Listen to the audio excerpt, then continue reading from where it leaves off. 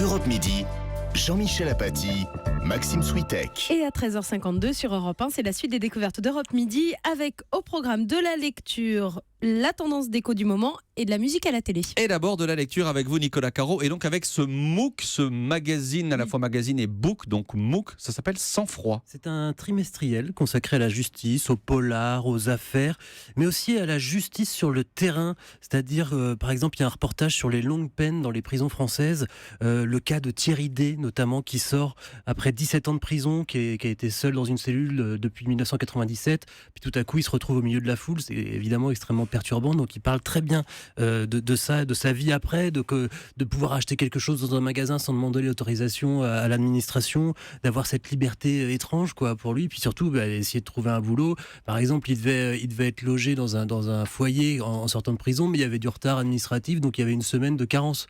Et donc il a dû aller à l'hôtel à ses frais, mais bon, lui il n'a pas d'argent quoi, il sort de prison et ça fait 17 ans qu'il est en tôle. Donc voilà, il parle très très bien de ça, c'est vraiment un très beau reportage. Il y a aussi toute la réinsertion en prison, les détenus qui passent des diplômes, notamment il y a beaucoup de CAP, il y a un type qui passe 9 CAP, qui obtient 9 CAP, mais qui sort à 67 ans. Donc, qu'est-ce que vous voulez qu'il fasse de ces CAP ? Donc c'est terrible quoi. C'est des vies, enfin c'est des témoignages assez impressionnants. Et puis il y a aussi une enquête sur, ça va un peu dans tous les sens. Il y a une enquête sur les avocats véreux, les conflits d'intérêts. Il y a un peu d'histoire aussi avec une affaire que je connaissais pas qui s'appelle l'affaire Roscoe. Pour le feuilleter. Ouais, bien sûr. L'affaire Roscoe Arbuckle, alias Fatty. C'était un comédien obèse du cinéma muet au début du XXe siècle. C'était un collègue de Charlie Chaplin et Buster Keaton qui avait quasiment la même notoriété qu'eux. Vraiment une grande star. Mais sauf que dans une fête hollywoodienne, il est tombé sur une actrice qui était complètement bourrée. Et bon, bref, il est rentré dans sa chambre d'hôtel avec. On ne sait pas ce qui s'est passé, mais quoi qu'il en soit, elle est morte juste après. Et il a été accusé de viol et d'homicide. Il n'y avait pas de preuves.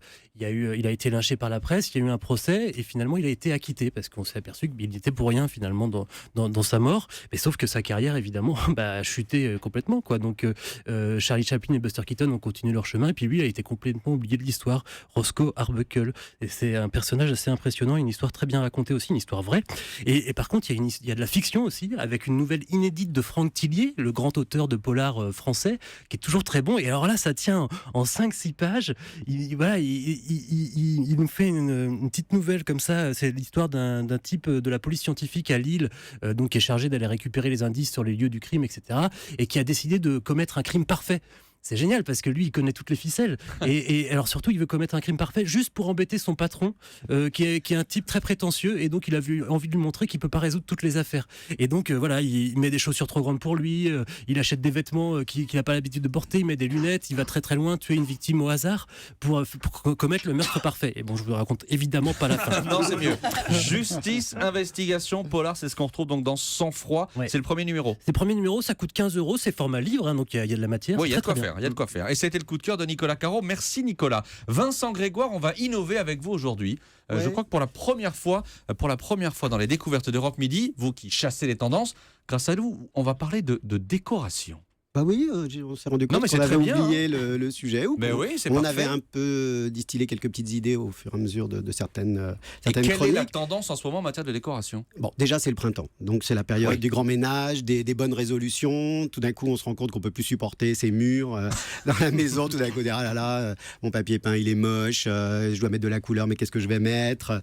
Donc on est dans les grands projets, on se lâche, et puis on entend aussi souvent, le papier peint c'est ringard. La peinture, ça sent mauvais. Donc, on hésite. Il reste plus grand-chose. Non, mais... Entre le papier peint ringard et la peinture qui sent mauvais, il reste plus grand-chose. Je comprends qu'il y en a qui étaient stressés dans les années 70 avec des grandes fleurs, avec des harmonies de bananes flambées. Ça a pu perturber... les harmonies de bananes flambées, j'avais ça chez moi. Oui. C'était pas la peinture. C'était pas la peinture. Mais en même temps, des murs tout blancs, c'est très triste. Donc, le mot d'ordre, c'est soyez créatifs, lâchez-vous, c'est pas grave, c'est jamais qu'un mur. On peut tout à fait laisser part à sa fibre créatrice, sa fibre artistique. Alors d'abord, quelques conseils. Les 4 murs, Non, la tendance, c'est plutôt un mur. Mais quand on le met sur un mur, on y va à fond. Là, on y va, c'est ça. Donc, on fait n'importe voilà. quoi. Là. On fait pas n'importe quoi, on fait ce qu'on a envie de faire. De toute façon, c'est pas grave. Si on en a assez, on le décolle. On fait une demolition party avec les amis. On s'amuse avec les enfants. On repeint si la couleur elle est ratée. Donc, les plus aventuriers, ils vont sur le total look. Mur, plafond, sol. Voilà. Mais ça, je le laisse à certains Anglais ou décorateurs Le un peu plus plafond en avant-garde. banane flambée, moi je vois bien ça. Ouais. Le plafond en motif, le même que la moquette, le même que les murs. Bon, ça fait un peu, vache, un vous peu devenez box. épileptique avec non, ça, hein. la tendance, c'est plutôt un mur, un maxi motif. Très très grand, très agrandi, Mais XXL. comme quoi Alors les fleurs sont énormément dans l'air du temps, un sujet animalier. C'est souvent un zoom sur quelque chose de nature. C'est souvent ça qui plaît. Ou alors un trompe-l'œil de boiserie, une vue panoramique d'un univers urbain. Ça doit être sympa chez vous, Vincent Grégoire. Et c'est le fameux panoramique des années 70 aussi qui lui revient. L'autre tendance sont les fonds très brillants.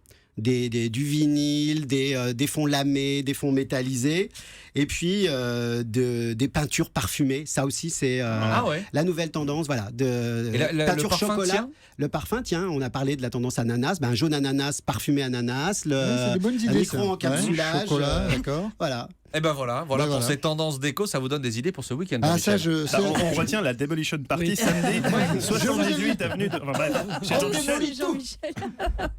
Merci Vincent Grégoire. Eva Rock avant la Demolition Party. J'ai la musique pour Oui, la Demolition un peu de musique. Party. Ouais, c'est Soul Power sur Arte samedi à 23h15.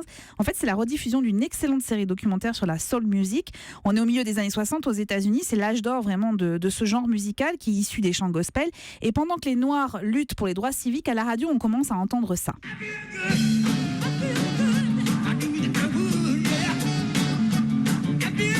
C'est pas l'offense de vous demander qui chante. Les Stones. Mais non. James Brown, mon Dieu. Je suis affligée. C'était une blague. Oui, je sais, j'ai C'était compris. une blague.